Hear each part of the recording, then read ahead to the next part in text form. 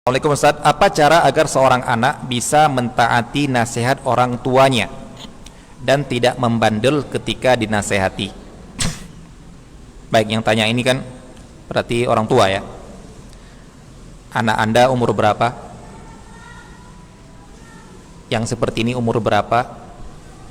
Ini sebenarnya ya mungkin saya pernah membicarakan itu di sini ya. Sebenarnya coba lihat diri Anda sendiri, pantaskah Anda jadi orang tua? Namanya orang tua itu kan waliul amri di keluarga. Waliul amri di keluarga itu pemimpin keluarga. Cuma masalahnya memimpin keluarga kalau masih cuma punya istri, belum punya anak, masih bisa mengundurkan diri. Saya nggak mampu didik istri saya nggak mampu makin bermaksiat, saya dengan bisa mengundurkan diri, berpisah, ya kembali ke seperti semula. Ini bukan mahram di antara mereka, tidak bisa bersentuhan lagi antara mereka, jadi nggak ada hubungan apa-apa lagi dengan cara berpisah. Cuma masalahnya Anda sudah punya anak. Ini kalau punya anak tidak ada yang namanya mantan anak. Saya nggak perlu nasihatin dia lagi, bukan anak saya kok. Nggak ada itu. Saya nggak perlu ngurus dia lagi, bukan anak saya. Nggak ada itu. Sudah, dia anak Anda seumur hidup Anda. Bahkan sampai Anda meninggal, dia anak Anda. Nah, disinilah pentingnya seseorang memperhatikan dirinya, mempersiapkan dirinya menjadi orang tua, menjadi waliul amri tetap seumur hidup.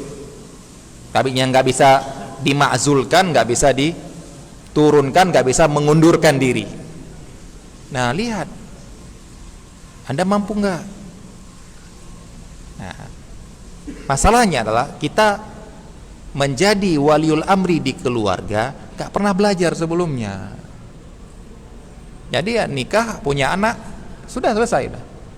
Baru kita belajar, kemudian baru kita paksa-paksa ustadz untuk mengajarkan dia. Padahal dia nggak mempersiapkan. Padahal anak itu butuh dipersiapkan dari kecil.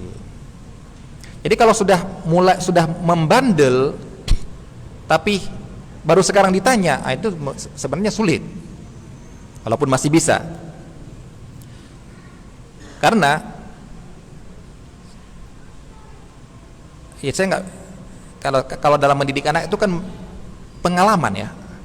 Seperti ini, kalau Anda tanya Ustadz, misalnya tanya Ustadz, apa hukum syar'inya? Nah, saya nggak setuju kalau ada kajian kiat Rasulullah menghadapi anak bandel. Ini kalau ada judul kajian seperti ini, saya mau minta teksnya ini. Saya mau minta hadis yang ada seorang sahabat bandel masih kecil. Kemudian Rasulullah SAW caranya, kiatnya, setahu saya tidak ada. Yang ada apa? Kiat pribadi, kiat saya, kiat Anda, kiat bapak Anda, kiat ustadz ini, kiat itu pribadi. Ini yang saya katakan mendidik, metode mendidik itu adalah ijtihadiyah. Ya. Nah, kira-kira kalau Anda memukul Anda ini, dia takut sama Anda enggak? Ini coba dipertanyakan. Ada anak tidak takut sama orang tuanya, berani membentak orang tuanya, berani memukul orang tuanya, berani ya memaki-maki orang tuanya dan macam-macam lah. Ini kira-kira kalau sama orang lain, ustadz, kira-kira gimana? Sama orang tuanya seperti itu, gimana sama ustadznya? Coba, nggak bisa. Harusnya seorang anak itu, orang tuanya adalah orang yang paling dicintai dan paling disegani. Dicintai, tempat dia curhat, tempat dia mengungkapkan sesuatu, tempat dia minta jajan, minta ini. Disegani, tidak berani melangkai orang tua, tidak berani membantah orang tua, tidak berani takut dihukum orang tua. Yang masalahnya adalah ketika Anda membiarkan anak waktu kecil, dibiarkan nakal, Anda diam. Dia mukul teman, Anda diam. Dia melakukan kesalahan, Anda diam. Dia membentak, Anda diam. sudah anak terekam, berarti semua perbuatan itu boleh. Yang saya lakukan ini semuanya boleh. Kenapa? Bapak saya nggak bilang apa-apa kok. Saya pernah bilang, silahkan Anda didik anak Anda di rumah Anda, metode Anda.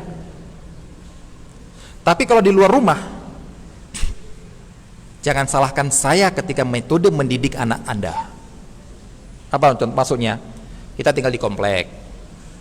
Komplek kita air 1 tandon bersama-sama. Dia kalau merusak barang rumah dia, rumah orang tuanya, rumah di rumahnya, silahkan, yang rugikan orang tuanya. Tapi merusak fasilitas umum, izinkan saya yang didik. Dan jangan marah ketika saya mendidik metode saya. Kenapa? Karena Anda membiarkan dia melakukan kesalahan, merusak fasilitas, bukan merusak fasilitas Anda. Karena ya anak saya termasuk anak yang takut sama saya.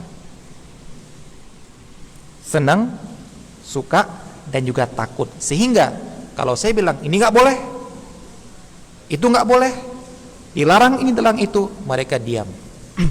Kenapa? Memang dari kecil seperti itu. Nah, jangan-jangan Anda termasuk orang yang membiarkan sejak kecil. Kalau seperti ini, wallahu ta'ala alam, saya nggak tahu caranya. Yang tahu adalah mungkin nunggu balik, kemudian dia sadar diri. Bahayanya kalau nggak sadar. Nah, jadi Anda tidak mengerti, mentaati nasihat orang tua. Anda tanya ini ketika anaknya sudah SD nggak taat, tapi Anda tidak melatihnya sejak kecil. Terus bagaimana? Wallahu a'lam, saya nggak tahu. Nah, jadi yang penting di sini adalah jadilah orang tua yang benar-benar orang tua. Waliul amri itu bisa menegakkan ta'zir loh. Ta'zir itu apa? Tadi yang memukul tadi, cambuk, penjara, yang hukuman yang tidak ditentukan oleh Allah Subhanahu wa taala dalam syariat. Nah, Anda orang tua bisa menegakkan ta'zir loh untuk anak Anda. Bukan ta'zir, ta'dib. Ta'dib itu memukul dalam pendidikan. Bisa enggak? Ketika Anda pukul, dia membantah, berarti Anda belum bisa jadi orang tua. Seperti waliul amri belum bisa menghukum rakyatnya, rakyatnya malah melonjak. Harusnya lebih kuat. Anda harusnya lebih kuat daripada anak Anda yang bisa memukul dia, karena diperintahkan oleh Rasulullah SAW kalau tidak mau sholat misalnya, tapi Anda pukul malah dia bantah. Ini ada apa-apa ini? Bisa jadi Anda tidak pernah mendidik sejak kecil, bisa jadi Anda membiarkan dia mendapatkan virus dari luar rumah. Virus apa? Ya, virus kenakalan. Berarti siapa yang salah? Jangan salahkan anak Anda yang belum balik. Belum balik belum bisa salahkan loh, Pak. Belum berdosa dia. Kalau sudah balik, baru Anda boleh salahkan. Dia berdosa. Berarti siapa yang salah kalau dia belum balik? Anda. Jadi intinya adalah bagaimana mendidik anak. Jadilah Anda waliul amri terhadap pendidik Anda. Kalau Anda mampu, berhasil. Kalau tidak mampu, ya belajarlah sampai mampu, karena Anda tidak bisa mengundurkan diri lagi.